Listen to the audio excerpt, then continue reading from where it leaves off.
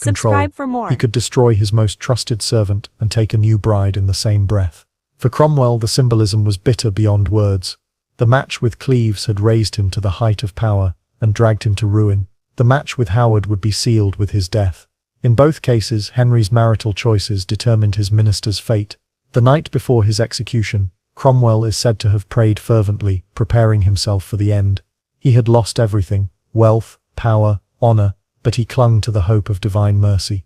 He had been condemned by men, but perhaps God would judge him differently.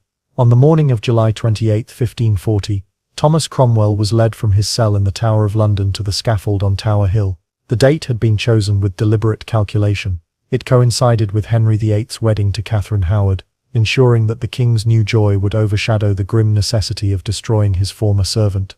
The juxtaposition was cruel theatre, the celebration of youth and beauty on one side, the public ruin of the minister blamed for the Cleves disaster on the other. The journey from prison to execution site was intended as humiliation. Once Cromwell had travelled through London in triumph, attended by retinues, his authority unquestioned. Now he shuffled in irons, jeered at by crowds eager to glimpse his downfall. The stark contrast between his past magnificence and present degradation served as a living lesson in the volatility of fortune under a monarch like Henry.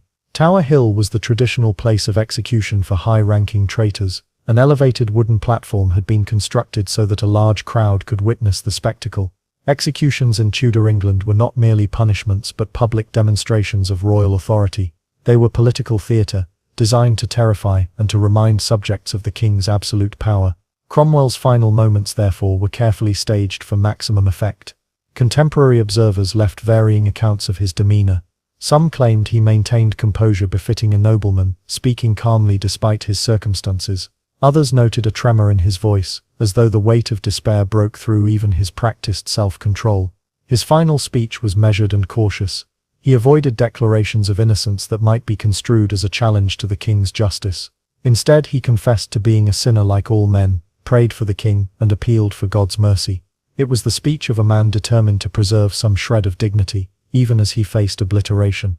Henry had granted him the relative mercy of beheading, rather than the gruesome death of hanging, drawing and quartering customary for traitors. Whether this concession sprang from lingering gratitude, or from sheer practicality, it spared Cromwell a fate of prolonged agony. Yet the symbolism remained unmistakable.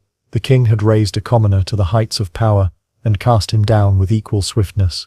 The executioner's axe ended his life in a single stroke. In that instant, the most powerful minister England had ever known became just another severed head, another warning mounted for the public to see.